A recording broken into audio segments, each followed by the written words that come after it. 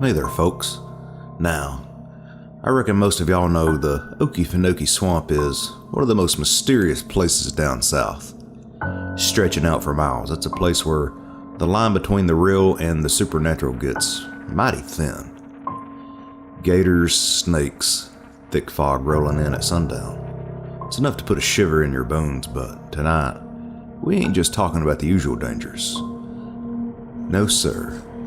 Tonight, we're going to hear the story of a park ranger who thought he'd seen it all, until one faithful night deep in the swamp, he come face to face with something he couldn't explain.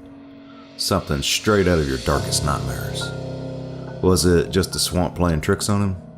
Or did he stumble upon a creature that ain't supposed to exist? Well, settle in, because here's a story about the Okefenokee's best kept secret, and trust me, it ain't for the faint of heart. For about 10 years now, I've been a ranger in the Okefenokee Swamp Park. It's the largest blackwater swamp in the entire United States, and takes up a good chunk of southeast Georgia. The place is massive, home to all kinds of wildlife, from foxes to alligators to the occasional bear. Over the years, I've found that it's not only the wildlife that inhabits these swamps, though. There's something else out here. Not human, of course, but the swamp hides its fair share of secrets from the world beyond its waters. One of my earliest memories was during the first year as a junior ranger. I was young, maybe 25 or so, when I got the job, and they were drip-feeding me new duties as the days went by. Eventually, I got to the point where I could do patrols by myself, if there was anything that needed to be checked on, and they finally gave me the keys to the fan boats that we would use to get into the deeper parts. That's what gave me my first scare. It was getting dark out, and some folks came into the station, telling us they had been out hiking and lost one of their buddies. Not too common, considering if you take a wrong turn here, there's nothing but water and dense trees to find your way back. And unless you've got a keen eye, you're not going to notice the difference. Now, the sun had been going down, and they say they hadn't seen him in a few hours, despite calling out for him the entire way back. So, it fell on me to go out there and search while Lena, my partner on duty, was the one to take the report. I grabbed the big-ass flashlight we use for night searches, the boat keys, and headed out the door to see what I could find. They say they had come from the western part of the swamp, a more densely wooded region prone to a lot of flooding. Not a great thing right now, as the clouds were coming out from a thunderstorm yet again. Moonlight was in and out, sliding behind the clouds and plunging me into the darkness every few minutes before re-emerging again before a brief illumination whenever it felt like it. The trees above were casting eerie shadows, and every movement from around me made me jump as the night grew darker. Mosquitoes were the worst damn thing out here. Plenty of the bastards were swarming me, almost blocking the floodlight as they swirled around the beam. It was hard enough to see anything through the shadows of the trees out here, but seeing millions of tiny bugs make shadows the size of dogs in the distance, that does some weird shit to your brain. The heat didn't help much either, making my clothes stick to my sweaty skin. I was out there maybe 2 hours, moon high overhead and the sun long gone now, when the first shower finally came. Rain started falling slow at first, just a drip here and there as thunder gave ominous rumbles in the background. An occasional flash of lightning would overtake my surroundings, completely overpowering the beam of my flashlight and making the entire swamp around visible. That's when I first started to notice them. It looked like people at first, hiding behind trees, obscured in shadows and branches to keep from being seen. Some were taller than others, some a bright, sun-bleached white, while others appeared to be covered in mold and dirt.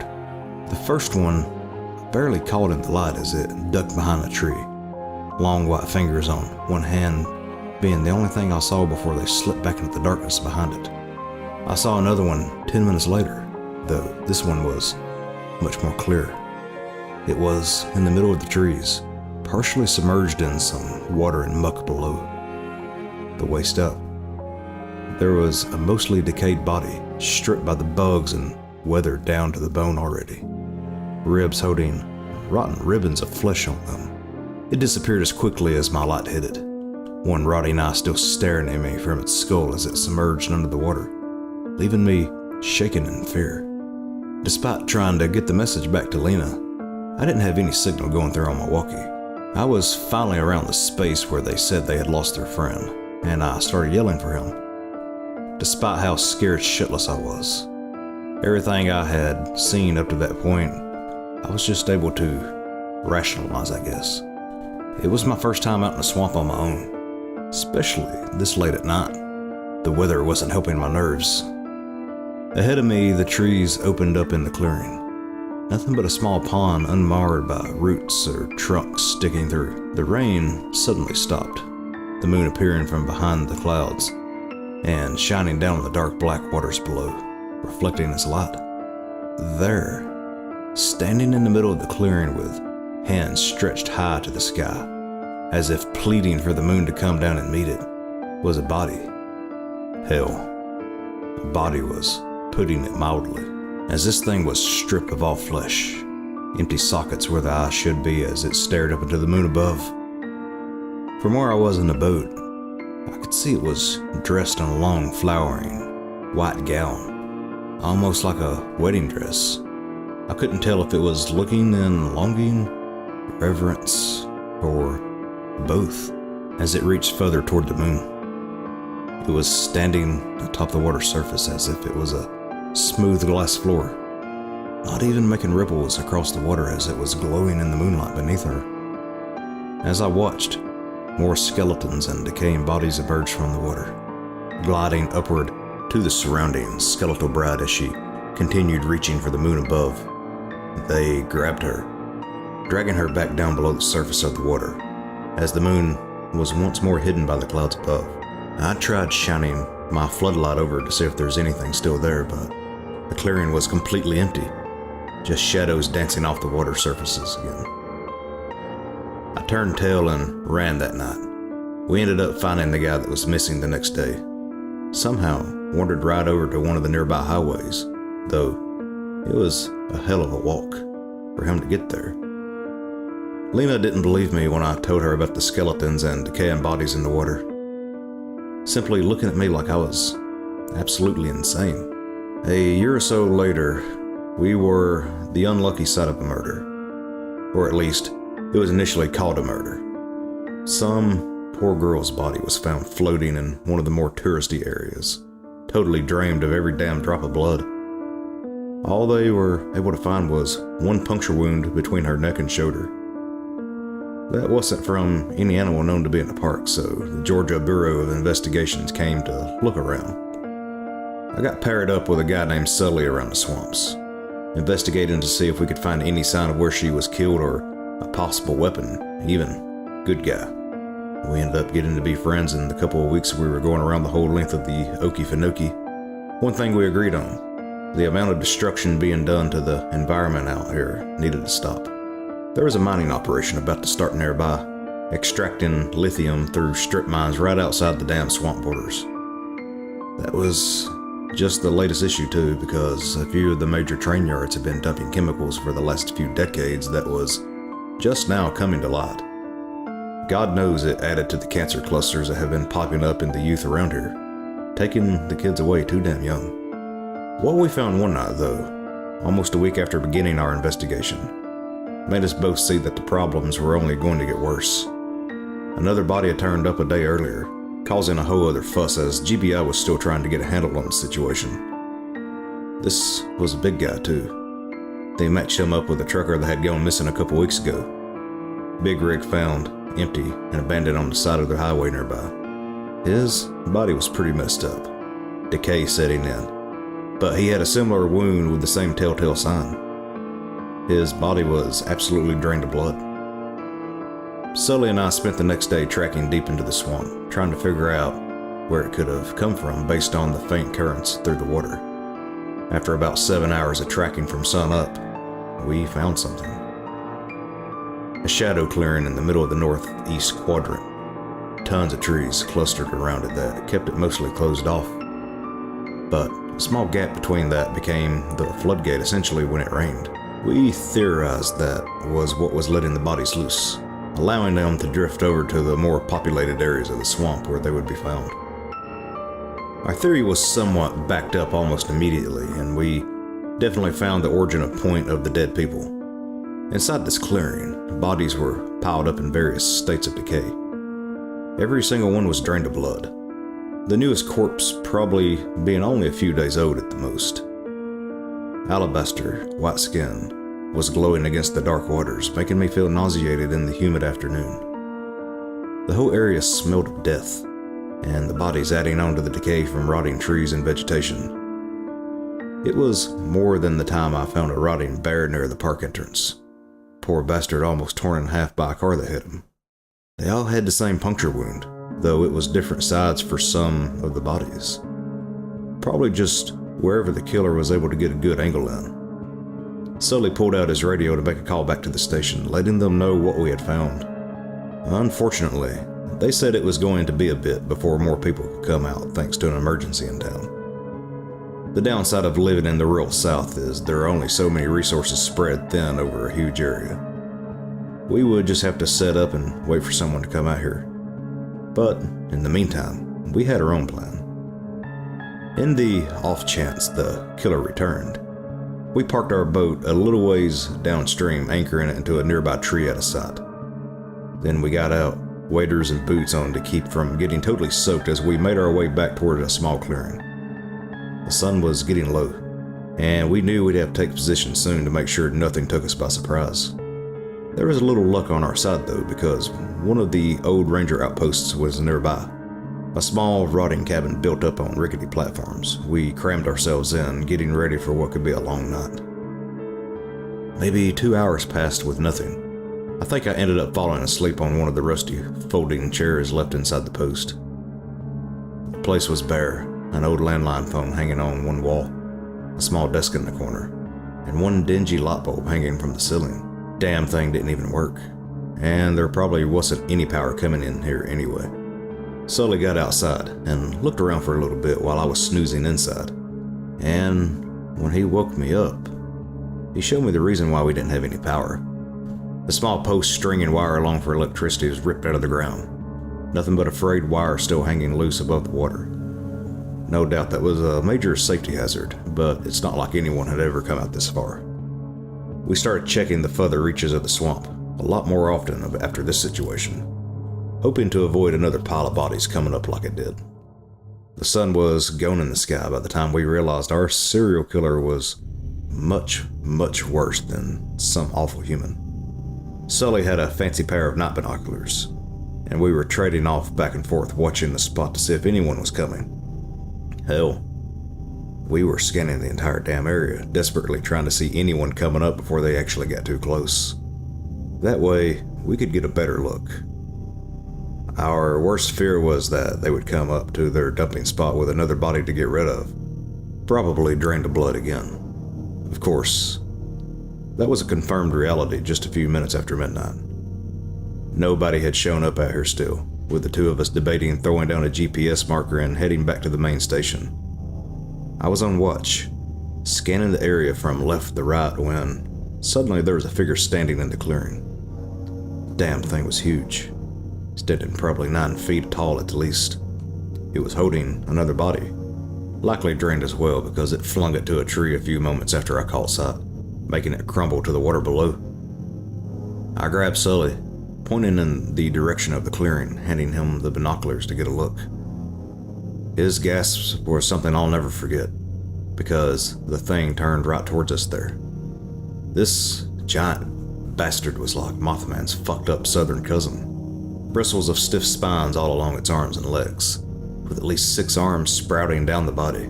2 ended in sharp points, which we initially thought was what was used to kill its victims.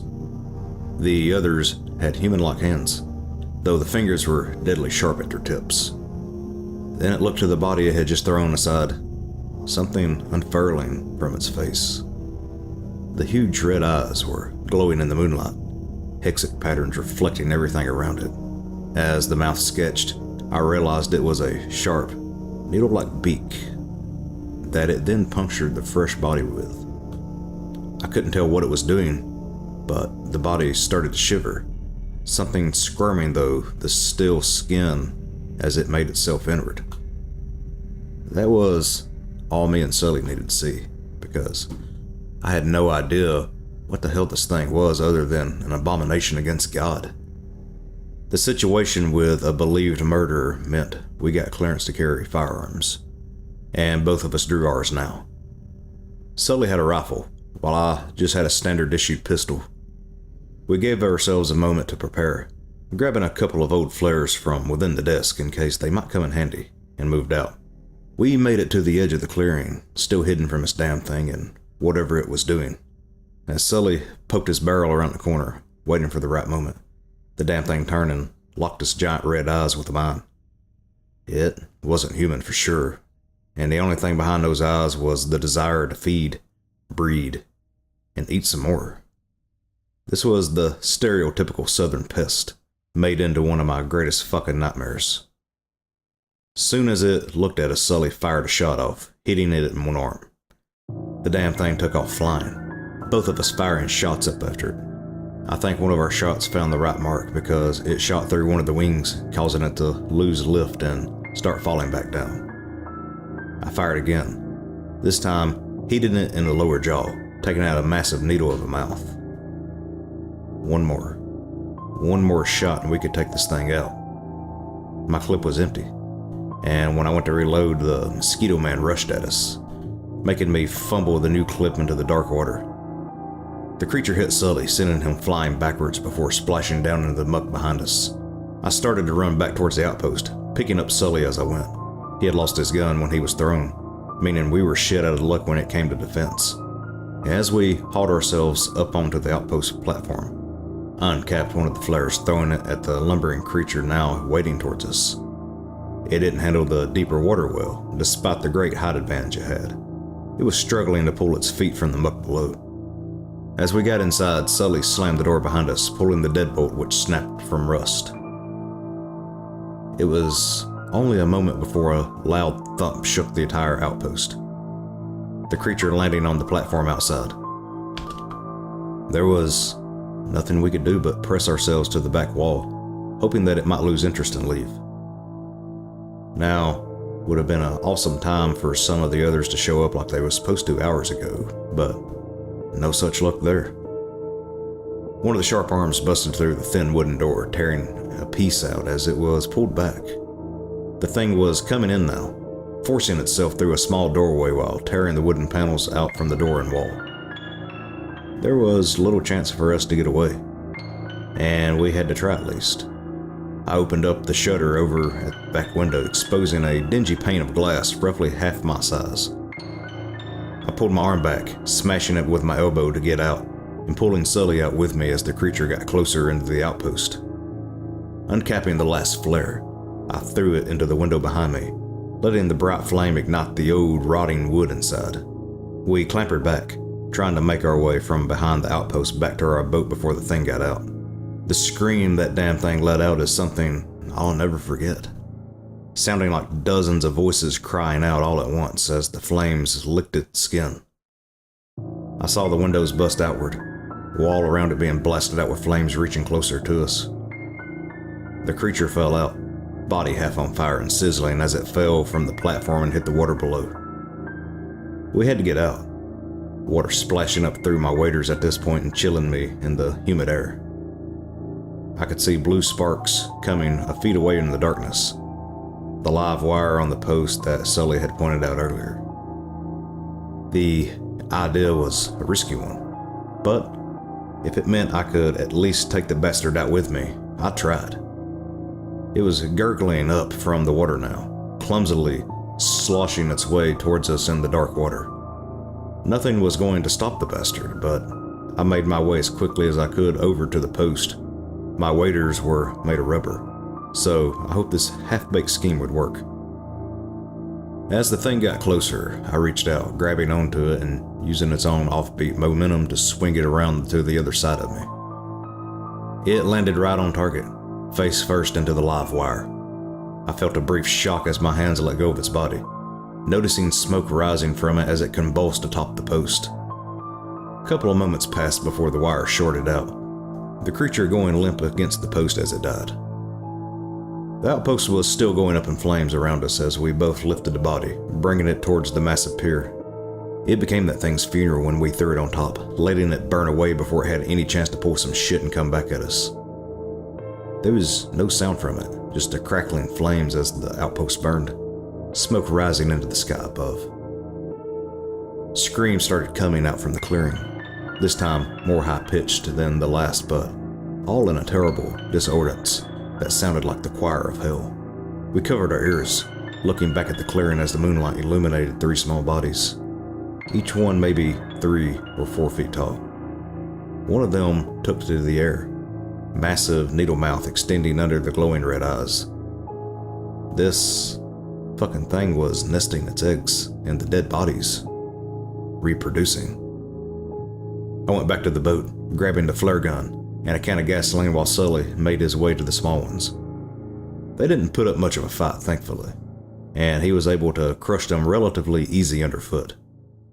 We started moving every body we found, piling them in the driest place we could find before dousing them in gasoline. When they were soaked, we went back to the boat, carefully aiming the flare gun at the pile through the clearing before pulling the trigger.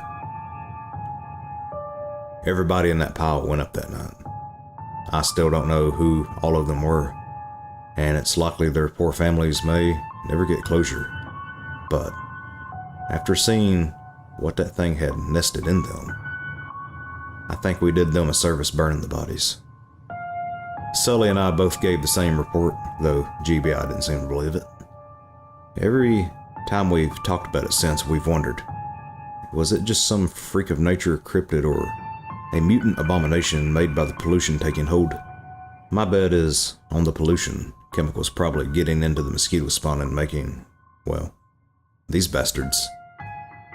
We've made it a point when anybody's come up in a swamp now to watch them for a few days, making sure they don't reproduce into more of the damn things. Despite how terrifying it could be out here, there were times when the supernatural stuff could be oddly beautiful. There's a pretty common phenomenon that I still don't really know if it's real or something more beyond out of the world, but I've seen it enough to know that it's not entirely normal. Swamp lights. Small floating torches in the dark that move of their own accord through the air. Some say they're called ball lightning. Others believe it's some combination of gas and heat in the air. Those of us in the ranger station have realized it's something a little more than that. This was something we would see probably every other week. Just faint glows in the distance from our outpost, or even along the tree lines while we were out on patrol. There was no telling where they would turn up, but we knew if they were out there we had some searching to do. Every time a swamp light popped up, floating above the water, it was like a beacon guiding us towards something. That something was, unfortunately, usually a body of someone who got lost or just wandered into the wrong area. They're not even terrifying, but more just sad.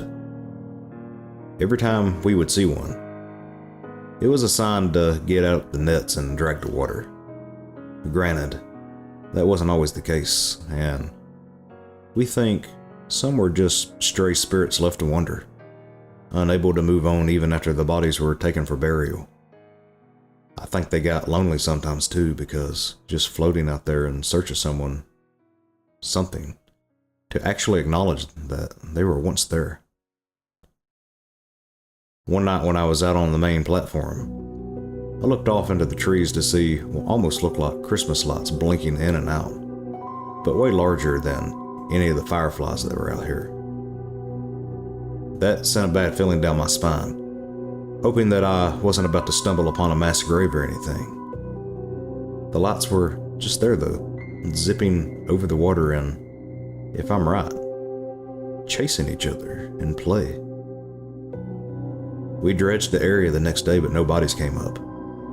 All I can assume is that they were just lost souls who finally met up with each other, finally enjoying a little company after so long searching in the dark. My last encounter was 2 years ago. Since then, I've mostly retired to life as a desk jockey, taking my leave of having to wander the muck out here. It was bright out, midday, and I was doing some land survey work to make sure local wildlife wasn't being overtaken by some invasive flora we've had popping up. I was near one of the nicer outposts, this one with some air conditioning and a couple amenities for anyone that needed them, when I decided to take a break for lunch. Considering fall was coming, I decided to eat my lunch out on the platform and look out at everything. Nature out here was beautiful, with every shade of green imaginable playing off the sunlight high in the sky. I think I ended up sitting out there for an hour after I finished eating, just taking in the peace of it all and watching alligators float lazily along the water beyond. I was zoning out, looking at one of the nearby tree banks a couple dozen meters away, when it began walking through the background where I was staring. This thing was tall. Hell, even taller than the mosquito creature at around 12 feet by my best estimation. It was built like a 10-ton brick shithouse too. This damn thing looked like it could lift a truck if it needed to. Dark brown fur was matted up and down its body, with small beady eyes staring out above an elongated snout. Ferocious teeth curled down out from its lips from top to bottom, saliva dripping from them. As it traversed the mud across the way, I could see sharp claws gripping trees as it hopped from bank to bank, leaving deep furrows in the bark as it went. I don't know if I made a sound or if it just smelled me, but it stopped dead in its tracks, turned, looking right at me. A howl like I'd never heard before ripped through the air before it tore into the water, splashing towards me on the platform. I was up and inside fast. I shook the entire outpost when I slammed the door, and it shook the whole place again when it bashed up against it. I pulled the deadbolt and chain on the door, hoping to whatever god there was that it wouldn't break through. It kept beating at the door, terrible claws ripping at the other side trying to get in. I don't know what it wanted with me or if I was just unlucky enough to be in the wrong place at the wrong time. The beating on the door stopped suddenly, heavy, plodding footfalls walking around the outpost platform, looking for another way in. I didn't have any time to waste. Staying out here as long as I had taught me that sometimes it was best to defend myself first, no matter what danger it posted to wildlife. I ran toward the gun locker, pulling out a pump shotgun inside, loading in 2 shells before cocking it. The monster threw itself against the opposite wall from me, desperately trying to break it down to get in. I could hear the ferocious growls constantly, like a rabid dog desperately trying to bite whoever would come near enough. It was about to pass in front of the window now, and I knew I only had one chance to get this right, or I may die out here. I raised a gun to my shoulder, taking aim square at the window, holding my breath, finger on the trigger. The creature suddenly ran from the side, slamming a massive claw against the window to break it open. As it began climbing through to get me, I fired off the first shot, catching it in the right shoulder. I pumped the gun again, pulling it back up to my throbbing shoulder. The kickback on this thing was more than what I was used to, and I was going to be sore the next damn week afterwards. It still tried coming at me again, but I fired off the second shell, quickly ejecting it and pulling more out to reload. The shot peppered the thing right in the face, blowing off some of the skin around its skull. Despite all that, eye now staring at me, unable to close, and half of its mouth fixed in a wicked snarl, tears of flesh hanging from the inside. It turned tail and ran off. Explaining the broken window and huge gashes on the door was surprisingly easy. We had an understanding at this point that weird shit happens out here, and sometimes the place just needed repairs when wildlife got uppity or bad weather happened.